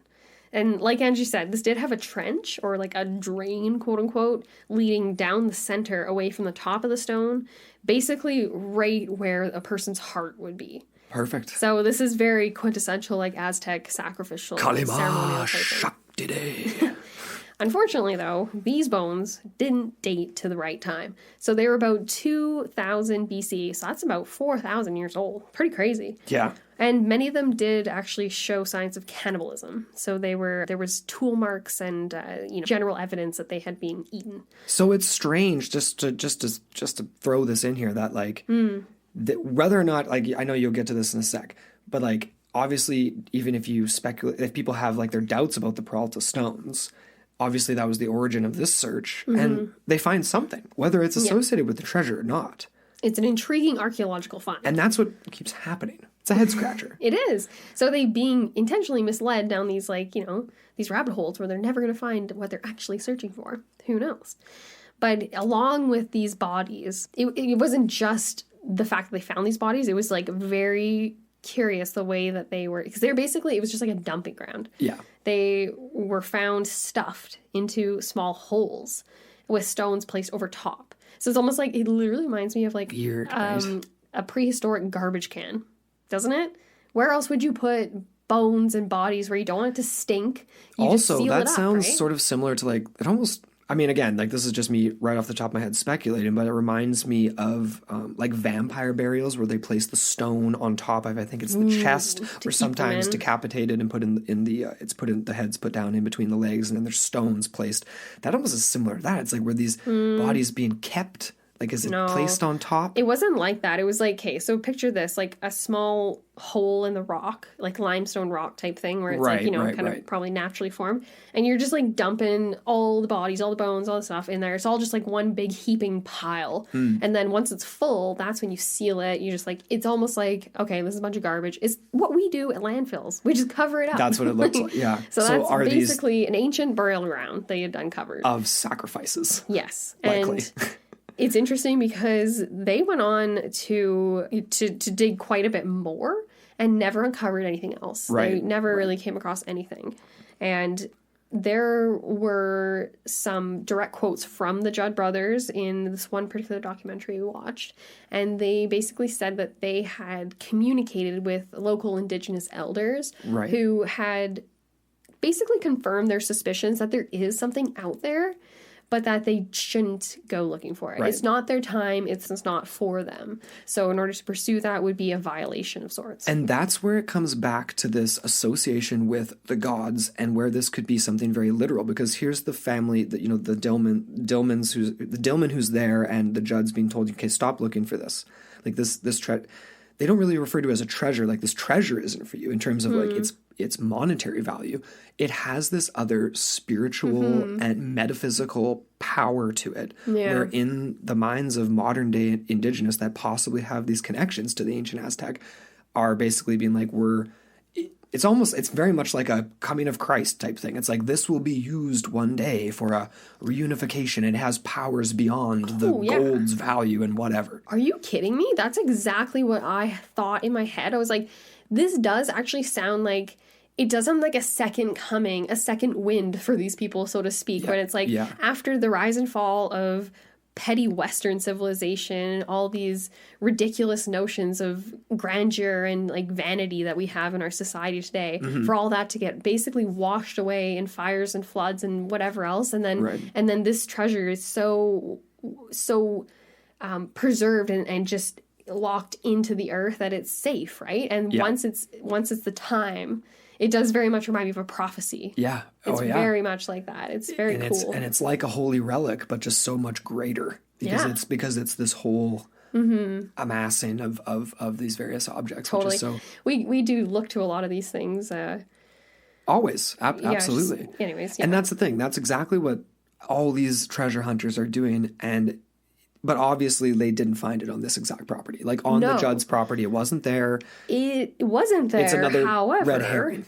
One of the brothers, Bill Judd, says even though he won't pursue the treasure anymore because of the warnings that he will respect, he claims he does have an idea of where it might be. Right. But that he will respect the fact that it's not time and that he will just let it be. Yeah, he also went on to say basically that part of that, beyond just the straight respect, is that he knew people that had been in the areas where he was thinking maybe that would be a good place to look, where people go missing and where just sort of like inexplicable accidents had happened. And he was just kind of like sitting in his chair in that interview, just kind of like, you look like the classic sly old man, sort of, where he's just like, I'm too smart to go there. Like, you know what, you might not believe me, but I'm not putting myself at risk for that. And these people believe it. They've been there for long enough to deal that it's more than just stories, which is... It isn't. Yeah, exactly. So the curse endures. The curse endures, and it even gets even more cursy. Gets more cursy. No, it actually does. Because obviously this wasn't the location, but there's another very close by one that became the focal point of the search. So enter the character of a Mr. Brant Child. Though the details vary, locals of Kanab and the surrounding areas still believed that the Aztecs dug somewhere around here to bury their treasure. And one of these places was an area called Three Lakes Pond. And the idea here was that there's speculation that perhaps the Aztecs had dug this out and then backfilled it, basically, using the water as a hiding place, a trap on the west side of the pond, basically. And then they diverted it into they diverted a river and then filled it up. So would be a pretty perfect place to hide a treasure. And this is exactly what Brant Child thought. So we're now up to 1989. He is a Kanab resident. He actually bought the pond itself and the surrounding area because he was so convinced that this would be the next place to look. And he knew of the Judds and obviously of the rest of the story. Yeah. But he's basically said he knew that there was clues within the canyon that were decoys, very much like we were speculating with Freddie Crystal. Like, you're digging on where the map tells you to, but you dug out in the wrong place. It says 7 mountains, but does it really associate with the 7 caves? Is that just a red herring? Exactly. Yeah, you have to wonder. And also, just like you mentioned here, this whole, like, he bought this pond, and they did actually allude to this idea that the water level in the pond had risen significantly in the hundreds of years since supposedly the treasure might have been deposited. Right. So he didn't, exactly. So he wasn't buying it was in these other places. He thought it was about 36 feet down below the pond's waterline. And once again, though, like the petroglyph, he believed that this was indicated by a symbol on the cliff above this area, above the cave, essentially, because underneath the water, there's a cave where they would have to enter to try to find this treasure. So he believed that this was the location and even the original homeland of the Aztec here in Utah, and that the lake itself didn't exist at all when they would have arrived. So it made perfect sense that they would have been the ones to have built a dam to flood the valley to create this location. Interesting. So they created the lake itself. It was artificially created. Exactly. So the first thing he thought to do was maybe I'm just going to drain the lake. Which makes sense, I guess, because it wasn't massive. He thought this would be the quickest way to get into the entrance. But of course, immediately he runs into opposition of this, not only from the residents of Kanab, but also from federal authorities. Yeah, it's like the Wildlife Fish and Game Department. Exactly. They came cracking down on old Brant Child here because, as luck would have it, there was a weird association with an ancient animal sacred to the Aztecs, because this small little body of water happened to be home to a rare golden snail, otherwise known as the amber snail, that had only recently been put on an endangered species list. And when word got out that he was going to drain the lake, they slapped him on the wrist real hard, basically saying, hey, buddy, if you do this, we're going to count up the number of snails and you're going to get charged $50,000 per snail if you drain this lake. So Pretty nuts. That was kiboshed. Obviously, he's not going to be draining the lake anymore. Next natural thing, it's going to be a little more difficult to haul the treasure out, but of course, you got to get a dive team in there. So he hires some local divers, but ones that had some experience, to see if they could find the entrance to the cave and at least pull out something, an artifact that would prove that this was the location. So he hires these divers. It's only 36 feet down. He's thinking that this is going to be really easy. But the curse strikes again, because when the team attempted to dive, they had multiple different attempts, and each time something bad would happen. On the first dive, their equipment was constantly malfunctioning. Their air gauges were off. Regulators were not cooperating at all. Some were just not getting oxygen at all and had to immediately resurface. They could find no reasons for the tanks having these issues. As soon as they were out of the water, everything was working totally fine. Strange, right? Cursed zone. Clearly, there's some sort of a force field or something. Whether Seemingly. you call it a curse, quote unquote, or like an energy, something's messing with them, clearly. The second dive, they have troubles with filling their tanks. They're like, you know what, we got to reset everything. They go to refill them. They can't even refill them. So now there's problems on land, too. So we've got air tanks on divers malfunctioning. Then they're trying to just take some basic photography under the water to try to get a sense of this. The cameras won't work. They can't take any underwater photography. So none of this tech is working within a few feet, basically. Sounds like a what's called a Skinwalker Ranch scenario. It is almost very much like Skinwalker Ranch. It's weird, right? Strange, inexplicable things. They keep occurring to this team. I wonder if there's a lot of Electromagnetic. There you go. Anomalies. I mean, I guess that's possible. Something to speculate on. Yeah. This is where it gets really freaky, though, because it's one thing to have regulators not working, you're unable to fill your tanks, things like that. It's pretty scary, for one. But when they were actually able to get down to 36 feet, they allegedly saw ghostly figures. And there was one piece of audio that was a diver communicating with the surface, basically saying, I can't breathe, they're choking me, get me out, get me out. And they claimed to see something that resembled human-like figures under the water. That's like almost like the silver swimmers in that Lake Baikal incident. Right? A little more ethereal, but Ghostly, yeah. bizarre, right? Creepy, man. Yeah. So we've got the Golden Snail. So that's the other thing too. We can talk about that in a second here. I mean, why don't we talk about the Golden Snail? Well, that was an interesting twist there, and that was one of the earlier blocks, right?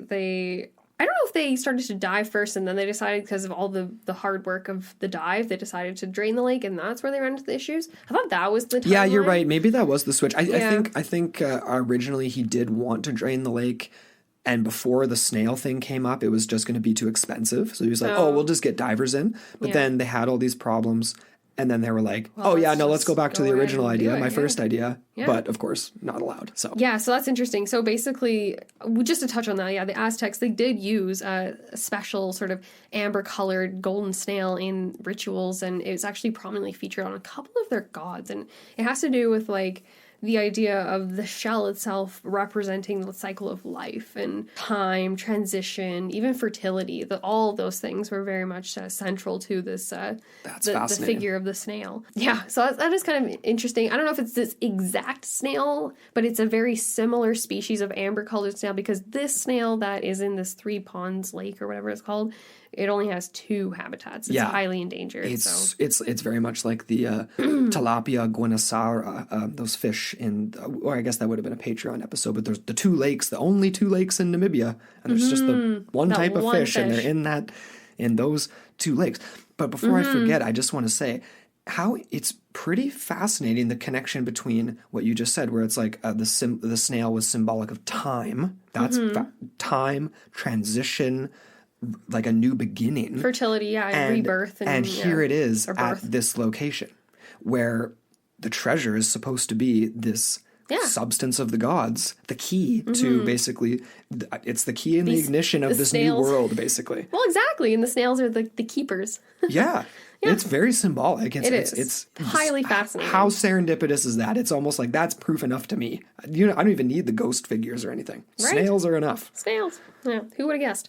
So after all this happens and the Fish and Game Department threatened to shut down the entire operation because of all these different tactics and things, they decided to try drilling for the gold. So positioning a drill on top of this like ledge that was positioned over the lake above where they thought the entrance of the cave might be. Right.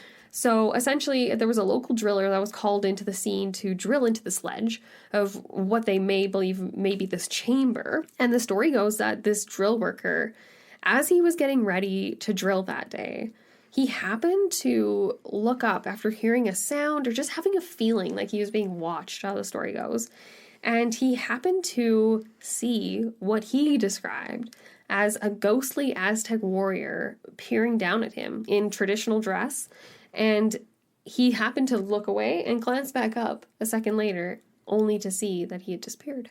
Right. So was this a sign? Perhaps. Because later that morning, the drill had been drilling for quite some time, and they broke through what they thought might be this cave. And when they brought the drill back up, the drill bit brought up bits of gold. Yeah. So that's an amazing turn of events, right? It is. Could you imagine how excited you would be? And so they decided to put a camera into the hole.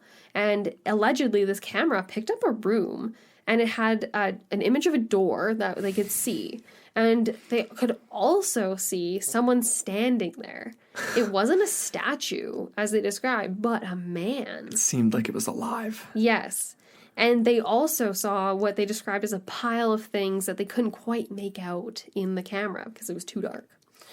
And so, interestingly enough, after that day's events, the well driller, as he went back home for the evening, Right. only to have a heart attack and die that same night. And a few weeks later, his wife was dead too. Of what? We don't know. If it was another heart attack or what. But is this part of the curse? A lot of people think so. And he broke through. He's responsible for penetrating possibly into this chamber. Potentially, yeah. And a lot of townsfolk believe this, including the man's brother, who refuses to go get the drill where his brother left it at the top of the hill before he died. It was apparently, according to Brant Childs, still sitting there. I think it was a decade and a half later. Because the family still owns the property. His son, Lonnie Childs, was a part of all this as well. Yeah. But was quoted in a documentary as saying it's very similar to the Judds. You know what? We're wiping our hands of this. We're gonna let the treasure, the Aztec treasure and the indigenous treasure be for these people. It's not ours to take. And I think Brant Childs himself had a very similar sighting on the top of the cliff, very much like the driller. He saw a traditional either Aztec warrior or just some sort of ancient, like, indigenous shaman-like character. Interesting. And that was a sign to him. And then, like, later, like you have here, and obviously, like, he was told by... He was, again, warned by local indigenous elders to abandon his efforts and leave the gold where it lay. And he was convinced. He decided to, like you said, Andrew, he packed up his whole operation and decided it should be preserved for the Aztec descendants and used by the indigenous peoples for whenever this prophecy is supposed to come to be. That's right. And so, yeah, they do kind of hold on to this notion that they may know the location of this treasure. But unfortunately, in September of 2002, Brant Childs died in a car accident. And, people say, oh, it was before his time. And is this a product of the curse? We'll never know. But it is interesting just to speculate on it. Yeah, I mean, a lot of people die in car crashes, but this is another person on the list associated with this treasure search, right? And let's just say, just to give some context to who Brant Childs was, because we just referred to him as a local Kanab resident, but he actually was a highly accomplished treasure hunter. Yes. He found and located, I think, at least a couple of... He was a resident after he bought the land and moved there. I guess that's what we should have said. Yeah, because he was very highly successful in other operations. He uncovered millions of dollars worth of treasure, if I'm not mistaken. He was quite successful. So this was his only failure, really. One of them, yeah. It's and that's just it. It's like it may have not have been a failure if they kept pushing through, but would it have just been an earlier demise? I don't know. Would the curse have caught on a little earlier on. Yeah. Well, I think it's time to head into some final thoughts and theories here, because basically that's where the story sort of doesn't end, because people are still looking for this treasure. And now people have some have moved on from this idea of the Three Lakes being the location, or at least that if it is the location at the Three Lakes, that's only one of 7 possible locations. Yeah, exactly. Corresponding to the 7 caves. And maybe that's the first place I'll touch on here for final thoughts and theories. The fabled land of Aztlan, the mythical homeland, this alleged possible paradise to some. Although there's some speculation that, in fact, this early origin place of these people wasn't exactly a paradise. In fact, there's some parts of the story that suggest that the ancient Aztec and other descendants were living under the control of sort of like a godlike, sort of evil, tyrannical elite. Kind of like Narnia? Yeah, something like that. And so that their exodus was more about that. It was more about getting out. It wasn't an Atlantean-like paradise necessarily. Interesting. They were after a paradise, maybe. They're potentially it. Almost like Moses and the exodus of the Jewish people. Something like that. But I think it's just, there's a lot of just really cool correlations here. Like, obviously, all of these searches that we've talked about in modern times are like looking in caves, right? You're digging through to find cave systems to try to find this treasure.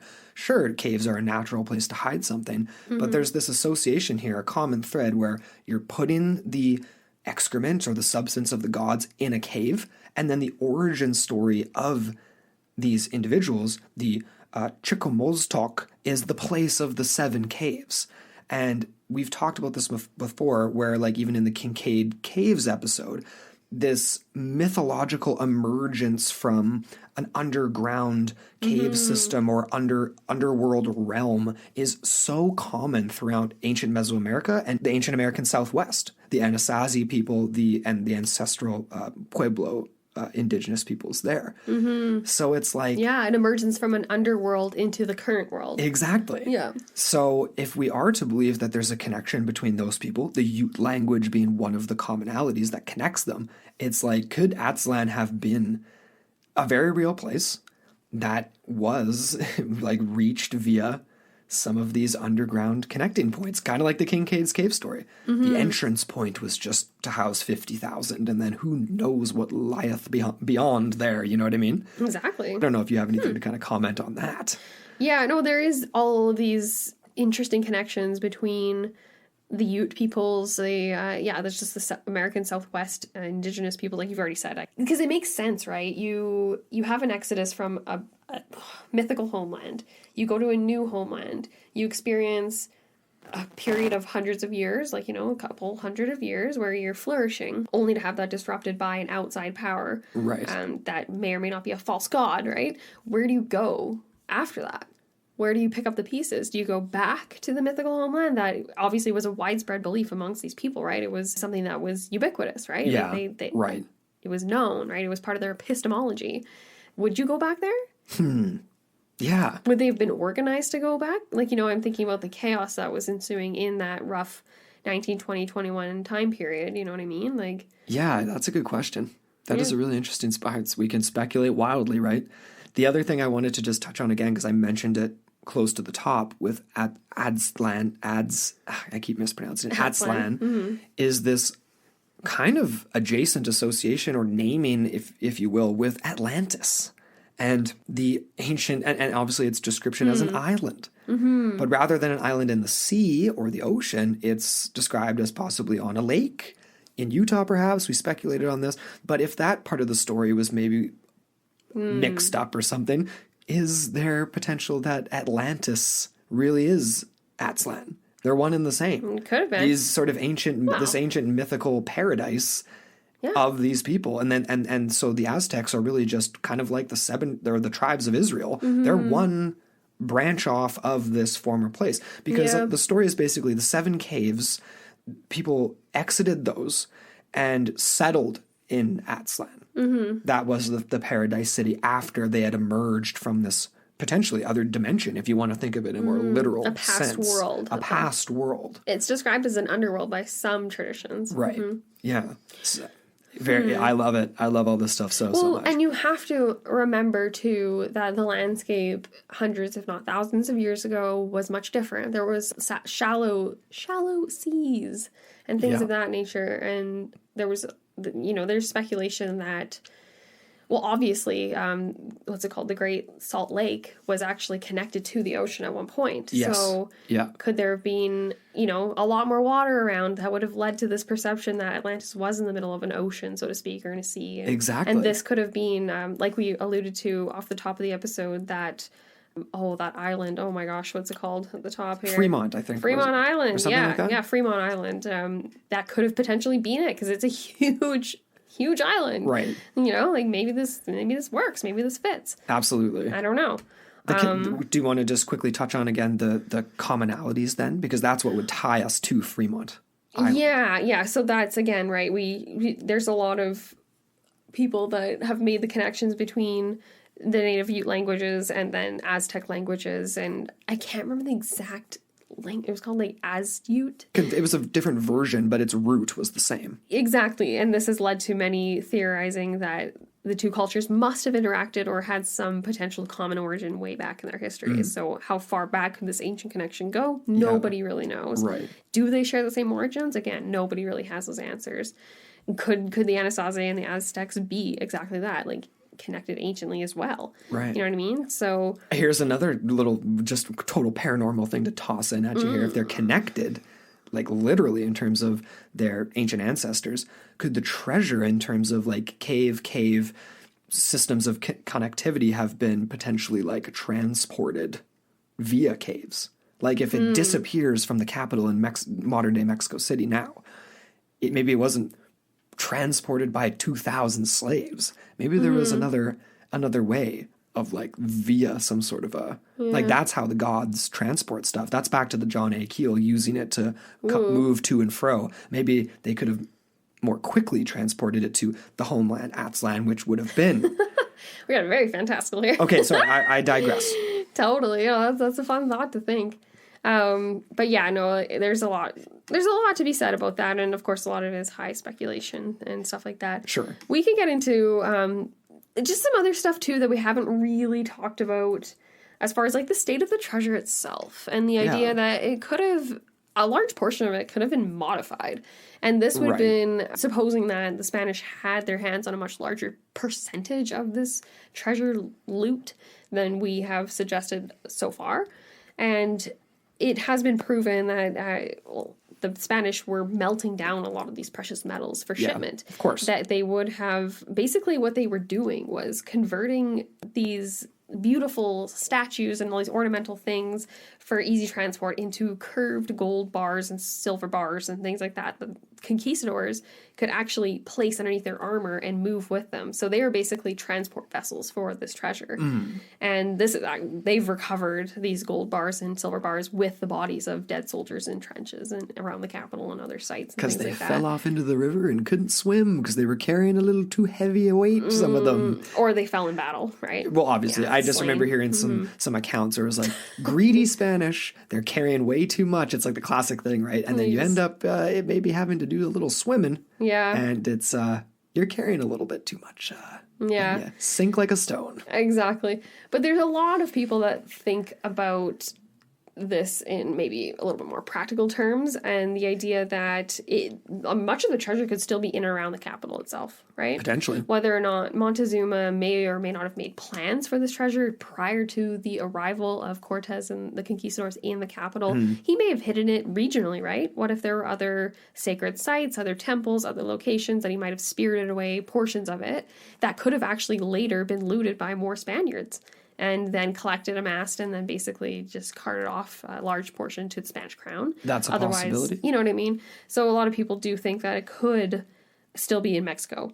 And there was actually, in 1981, there was recoveries in Mexico City at a construction site that were tested and found to be gold of the same composition of Montezuma's era. And there was actually a 4-pound chunk of gold that was roughly valued in approximately $32,000 USD. And that was recovered at this construction site and is believed to be the first ever piece of Montezuma's treasure recovered since that night. And that was back in the 80s. Yeah, exactly. 1981, It was recovered, and the Mexican president at the time, I can't remember who it was, he made a really big deal about it. He was like really stoked. Well, it's pretty special. Exactly. So you have to consider that as well as one potential. You know, it's not as fantastical, not as fun to think about, but... Well, you know what? That does actually tie... That same concept, though, of, like, having these artifacts and treasures and statues possibly, like, modified for Spanish transport, and they're sort of... They don't really look very special anymore, but it's just... It is gold still. Yeah.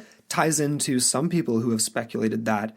We've already kind of mentioned the lost Dutchman mine, which we've never covered directly on the show, but that was a fabled lost mine that I believe it was... You know, a Dutchman, a miner who was Dutch, who had claimed to have found it, and he was hauling out just these massive amounts of gold. And there were some that speculated that perhaps this guy, Jacob Waltz was his name, was finding some of this deposited remnants of Aztec gold that had been modified. This has been refuted, because most of what he was pulling out was like placer gold, like unsmelted. Gold dust. Like it was like basically like teeny tiny little fragments of gold. It was embedded into rock. It was gold you would find as a prospector would, like in ore, like that you would have to get out of the ore. And he was just working really hard. He had a good little spot, and he was working hard. That's a mystery for another day, because that lost mine has not been found, although its hiding place being unknown would also make for a pretty good American Southwest depository of modified ancient Spanish gold, potentially. So maybe there's some workaround here where it is adjacently associated with the Dutchman, but we're going to move on from that because I don't think that's where it is. Although I do think that there is some of the Aztec treasure in the American Southwest. Like, I definitely do buy Grand into Canyon's some of that. another reputed spot where people think it might... We've already alluded to, like Kincaid's Cave as potentially one of those locations. That's right. There was another cave. I forgot to actually add it in here. I teased you guys that I was going to come back to it, where it's not that significant, though, because it is, again, very much basically exactly a Kincaid's Cave story where there was a prospector, explorer, right in and around the same time. We're talking like Kincaid type era, like turn of the century, claiming to find artifacts of Aztec origin. They're not on display at the Smithsonian. They're not to be found anywhere. So again, we just have this bummer. This story. But it's, again, is that something that, like we talked about in Kincaid's, be covered up by authorities? Would people have wanted to have given potentially more credence and show the ancient, like, connections and power of the modern day peoples of the American Southwest to this, the mighty Montezuma and the height of the Aztec Empire? I don't know. Again, that's just straight speculation. Yeah. I would like to think that it's in the Grand Canyon. That would be great. That would be great. Caves, yeah. I mean, ultimately, do you have a final theory on the treasure? Or just the story in general? Like, do you believe the curse to be true? Like, the stuff happening at the Three Lakes ponds is very strange, to say the least. The connectivity is tenuous, to say the least, because a lot of this relies on Freddie's story, Freddie's testimony, his vision, the idea that he was led to Kanab specifically by this vision and this connection to this petroglyph and things like that, that the petroglyph didn't even end up factoring into the initial dig at all, right? And it's just like all these very tenuous connections, which makes me think that Kanab is a total red herring. I don't believe the treasure is anywhere near. And if anything, I think the local indigenous elders might actually be referring to something else other than Aztec wealth and things like that. You know what I mean? And maybe they're just like, you know what, guys? Yeah, it's just not for you. Maybe they have their own sacred special areas and they just, maybe they have their own reasons, right? It's almost like the classic Scooby-Doo. And it's not associated with the treasure. Create a monster to keep a place protected. If that's true, or a curse, you know what I mean? That's totally legit. I'm not discounting the idea that the Aztecs could have made an exodus out of Mexico City in and around the time of the Noche Triste and all that type of thing, and may or may not, or even before then, then, right? Because I don't think Montezuma was a dumb ruler. No. Everything I've read about him, and I've taken a couple of courses and things like that, and it's just like, it doesn't strike me as the type of to just let walk behavior, all over. No, just get walked on. it may be perceptively just so they feel like they're one step ahead. And then obviously the Spanish are the ones writing the history books today. So they're the ones that are laying out what happened, right? If the Aztecs had won, we'd have a whole different history that we'd be reading about probably. You know what I mean? Yes. So again, history is told by the winners. So it absolutely we'll never is. really know. You're totally right. I will just say though, despite like all those things you just said, where it's like, yeah, it's based off Freddie's testimony. It's based off, he's literally not ashamed at all, said, this came to me in a vision, those types of things.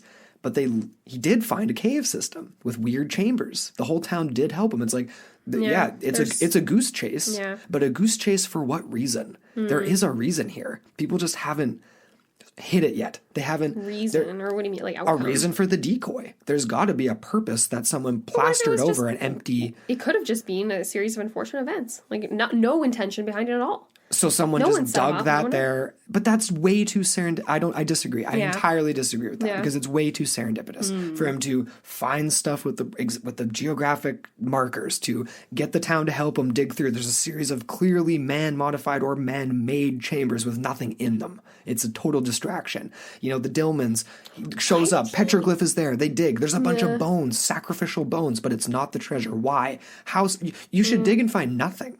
Like if it's just a total, if there's nothing here at all. Well, the Judds, that was totally separate, in my opinion. It's separate, but it's very strange that you would find anything at all. You're following clues. You're expecting to find a treasure. Instead, you find a massive sacrificial burial ground. Yeah. But you're talking about the Judds. I'm going back to like Freddie's map. Even just the fact that he was able to find a map in the first place. Like maybe he made all this up. It subconsciously even he could have, just to have some sort of value and some sort of like life purpose for that you're working towards. I just think that's a really it becomes so delusional, but maybe not. Maybe not. We could say that for literally every character in every episode of every story we've ever talked about. Is this person just totally crazy, making it all up for no reason at all? But the physical markers just sort of run contrary to that, though. Like the bones, the caves, the but it's the like markers. Maybe adding things up that shouldn't be added up, or equating things that maybe shouldn't be equated. You know what I mean? And I know, but you still was get this map. How when they describe how he held it up and it all aligned. It's like, how many other mountains would that maybe align with? 7 mountains in a row if you're looking at it from a specific perspective. But would he go to another one of those potentially similar geographical landmarks, find a similar type area to dig, and then find another plastered over cave that leads to nowhere? Like, probably not. Well, he had 6 years to set us all up. What if he literally set up the entire town? Amber, I don't think he's that nefarious. You know what that reminds me of? That's the line from Elaine where she's like, so you guys are saying that mom and pop move into the neighborhood, establish trust for 48 years, and then run off with Jerry's shoes. This was their master plan. That's basically what you're saying here. I know, Freddie's master plan was to basically do that and then get murdered without having found anything. Yeah. Or I genuinely think money. he believed in what he was doing. I genuinely believe that. But at the same time, I don't even know if I genuinely believe Freddie was a real person. Like, like if he was under a false name. Yeah, like the Freddie that... You keep saying like he was a real person. There was a real human being there telling people the treasure was there. Yes. It's just really hard to find a lot of like outside corroborations that are like... Well, clearly Freddie is an abbreviation. Like, is it Frederick? Is it Fred? There wasn't a lot of newspaper articles written about this. There were, it's just like, it is very intangible. He's a very intangible person, which it reminds me of like, like the vagabonds, the bums, the traveling wanderers of times past. That's exactly what he was, right? So maybe there isn't a record. Maybe, I'm not discounting the whole thing. I'm just saying, there's a few things that kind of like are like, ding, I don't know, No, I don't disagree. Mm-hmm. My final thought will basically be saying that I don't disagree, but I do believe that there's at least some element of this treasure in and around either this area, like the Kanab area with Branch Child and these stories, or at least somewhere in the American Southwest. Because the indigenous peoples that are saying things to them imply that it is. Like, imply that they're on the right track, but don't go there, basically. Mm-hmm. Like, why, I don't know. Like, it's almost just seems like stoking the flames in some regard too, for no reason. Like on their part, it's like, why would you tell them at all that they're? Why would you even tell anyone at all? Why wouldn't you just tell them like that's ridiculous? There's nothing here. You know what I mean? Yeah. So I find it all very strange. Yeah. We want to know what you guys think. Exactly. Yeah. I follow you to a certain degree. I do think that there is Aztec treasure still to be found. I still think that there is probably, Could an army of ancient Aztec soldiers be guarding the treasure as ghosts and spirits, though? So we would love to hear your thoughts on that, because that's what the divers claim to run into. Yeah, that was very freaky. How massive could it have been? That's another thing. Like, we'd love to get your guys' perspective on. And could it have been transported one way or another to the mythical and fabled land of Aztlan? Wherever that may be. Wherever that may be. Somewhere in our known physical world, or perhaps beyond. Maybe it was just a transference point in the American Southwest, the origin, the 7 caves, if you will. So that basically brings us to the end. I do have a final few things, though, we wanted to mention, because we have a couple of projects we're associated with that are coming down the pipe really soon. So some very interesting things are coming from Dark Artifacts, which is a brand that we're associated with. So go check out Dark Artifacts on Instagram. It's just getting started. But essentially it's based around an international society that's collected and preserved relics, totems, and treasures that are soon to be released from their vaults. It's a series of wearable artifacts, ancient silver and bronze, and soon to be gold, as well as some exclusive digital treasures as well. Exclusive and one of a kind collectible NFTs. This is all coming very soon. So follow Dark Artifacts on Instagram, and of course don't forget to follow us, Into the Portal Podcast, on Instagram, and the network we're a part of, Straight Up Strange Productions, at Strange Pods on Instagram, and then straightupstrange.com is the website for that. But Dark Artifacts is going to be literally the coolest thing we've ever been a part of. I'm really excited to be a part of it. Stoked. So make sure you guys check it out and stay tuned for that. As always, we have the shout outs to our amazing production team, our producers, Adam Kellums, Nightwing. We got Kitsune, Jackson Greenberg, and of course, Molly the dog. You guys are all awesome. We couldn't do this without all of you. And shout out to all of our Patreon supporters. And all of our listeners. All of our listeners. You lovely folks. Absolutely. If you guys haven't checked us out on Patreon, hit the link in the show notes below. We just put up a new episode on the Jabberwocky monster spider of the Congolese jungle, as well as some stories of giant spiders in the Amazon as well. So arachnophobes, stay clear of that one. No, it's super fun. I'm an arachnophobe, so it worked out.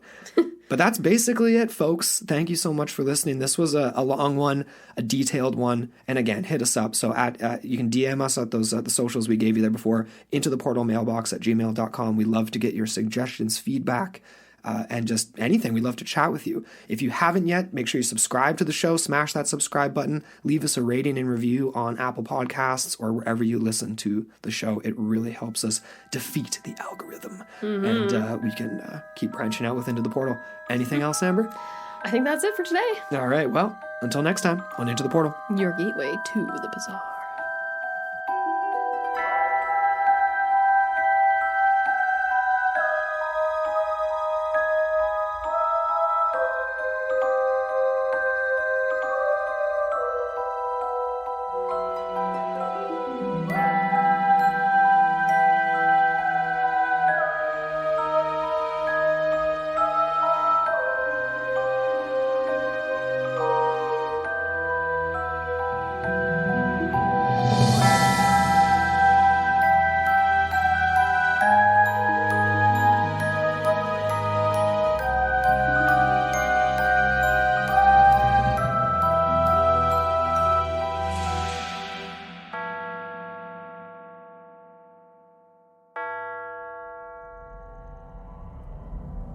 This podcast is a part of Straight Up Strange Productions. Discover more shows like this one at straightupstrange.com.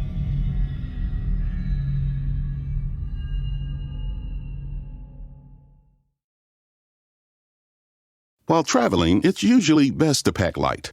When it comes to money, carrying some cash and having an alternative like Zelle is a great idea. Zelle's an easy way to send and receive money with people you trust. at any U.S. bank. It's already in thousands of different banking apps, and it's money straight into your bank account in minutes fast. Look for Zelle in your banking app today. Safe travels.